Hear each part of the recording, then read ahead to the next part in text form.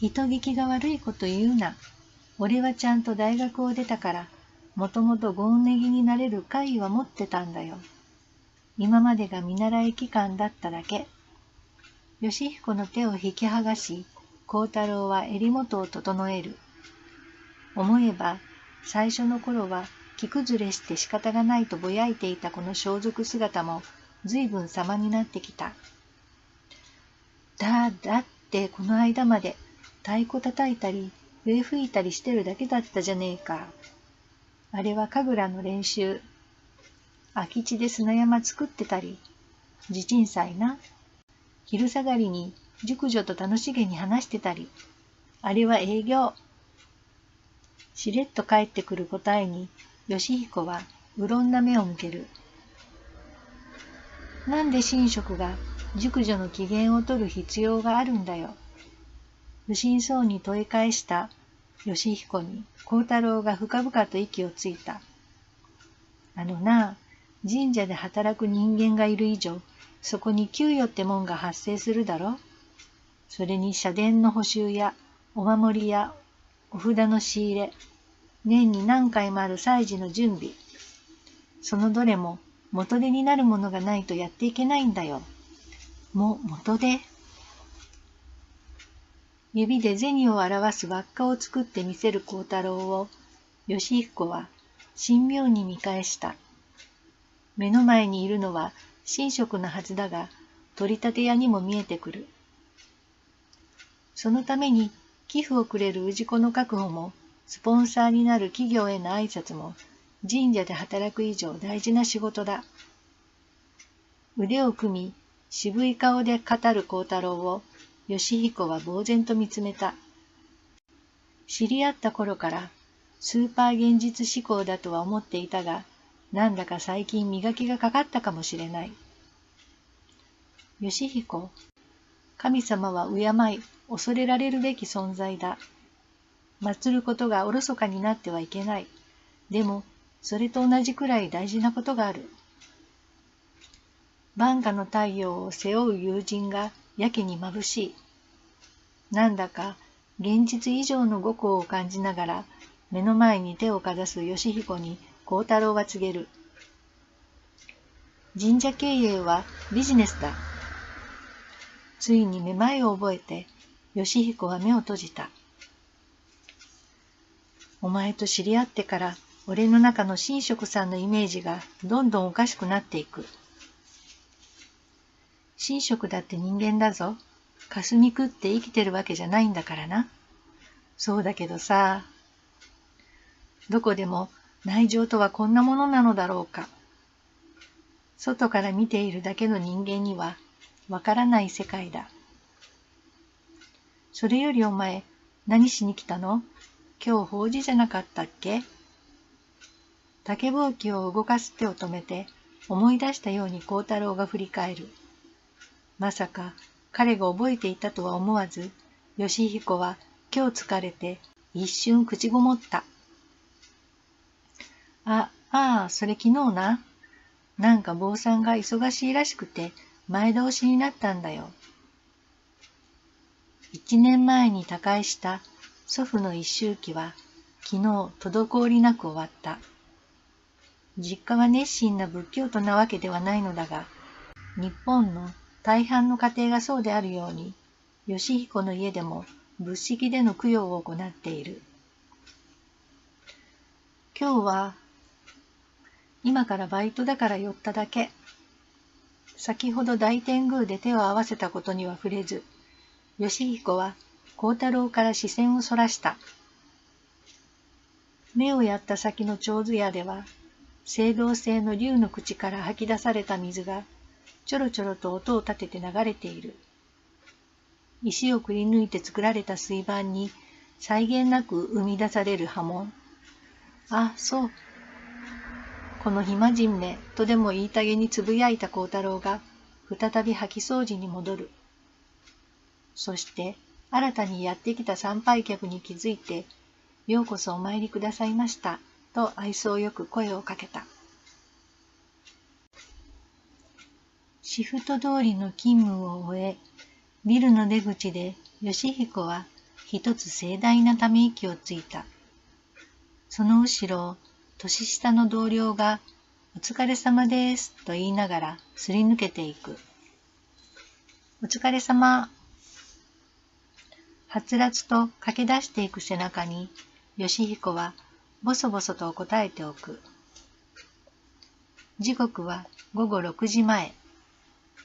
確か大学生だという彼は今から遊びに行くのかもしれない。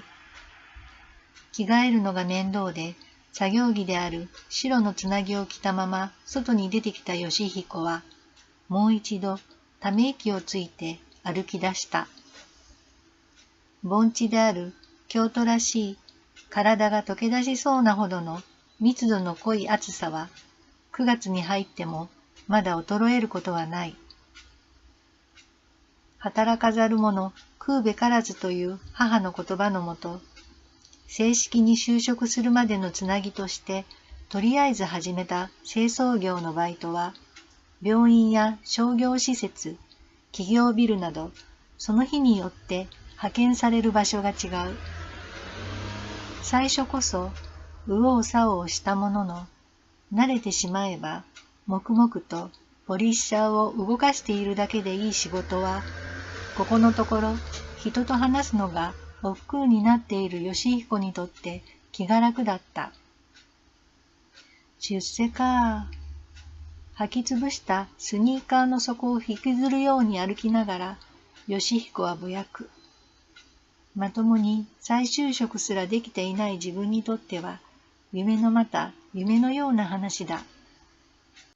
小学校から続けてきた野球は、高校時代に一度だけサード1番のポジションで甲子園出場の夢が叶ったものの、結局1回戦で敗退した。その後、野球部のある大学へ推薦で進み、大学では強豪の社会人野球のチームを持つ企業から運よく声がかかった。ここまでは劇的な展開はないにしろ、それなりに順調な人生だったのだ。だが、入社後すぐ、練習中にチームメイトと接触したことで、右膝の半月板を痛め、義彦は手術を余儀なくされた。しかも、時を同じくして、会社の経営悪化により、無情にも、今期での野球部の廃止が決定することとなったのだ。不幸って重なるよな。当時を思い出して、義彦は右膝にうずくような鈍痛を覚える。手術を含む3日間の入院を経て、松葉杖をついて戻ってきたところで、そこにあった義彦の居場所は安寧のものではなくなっていた。しかも術後は膝に負担をかけないよう無理をしないことが求められ、外回りの営業にも行けず、立ちっぱなしの倉庫作業もできず、次第に周囲の社員も義彦をお荷物のように扱うようになった。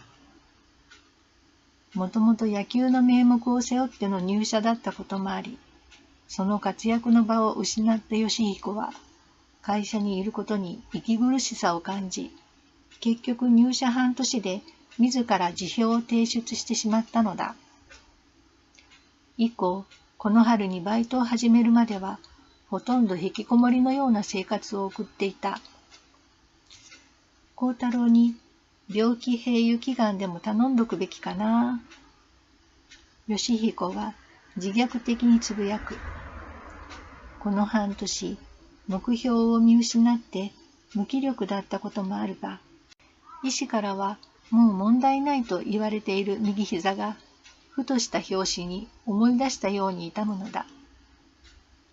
そのせいで、きちんとした就職も考えてはいるが、まだ青写真は描けていなかった。電車を乗り継いで、最寄り駅へと戻ってきた義彦は、自宅方向への横断歩道を渡ろうとして、歩道から地下へと降りる階段の脇に、一人の老人がうずくまっていることに気づいた。紺色の着流しをまとい、足元は今時めったに見かけなくなった二枚刃の下駄だ。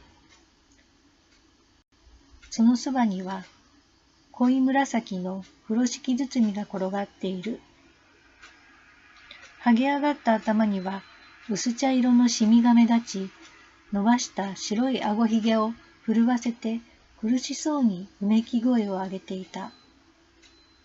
その光景が不意に義彦の辛い記憶と重なる。大丈夫ですか？最悪の事態が頭をよぎり、義彦は弾かれたように駆け寄った。それに伴って思い出すのは鈍い胸の痛み、もう会えない祖父の穏やかな微笑み。救急車呼びましょうか？何か持病がありますか？大学の野球部時代、部の方針で強制的に市民救命士の講習を受けさせられたことがある。その時のことを記憶の片隅から引っ張り出しながら、義彦は老人を抱き起こし、意識と呼吸を確認した。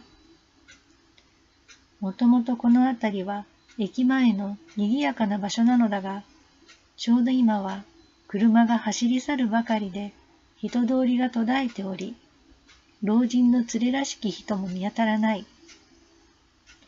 胸が痛むんですか？骨張った老人の体は思いのほか軽かった。幸い意識はあるようだが、顔は真っ赤になり、喉元をかきむしっている。胸が痛いわけではなく、呼吸ができていないようだ。なんか詰まってんのか？だとしたら、一刻を争う。義彦はそうつぶやくと同時に、言いようのない不安が胸を這い上がるのを感じた。確か、窒息による呼吸停止から4分経つと、蘇生の確率は 50% まで下がると聞いたことがある。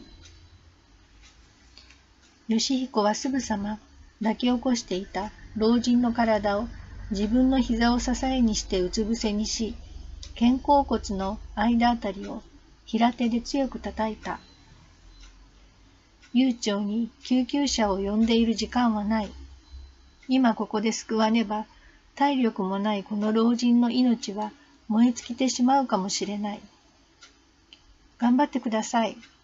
老人の背中を叩きながら、義彦は呼びかける。こんなとこで行き倒れたら、絶対家族が悲しみます。お孫さんとかいるんでしょ？義彦が好きだった祖父はもう帰ってこない。その辛さを考えると、この老人を救わないわけにはいかなかった。彼にだって帰りを待っている家族がいるはずだ。俺も諦めませんから。そう言って、何度目かの平手を背中に打ったとき、体を硬直させていた老人の口元から、拳より少し小さい何か白いものが地面へと転がり出た。出た！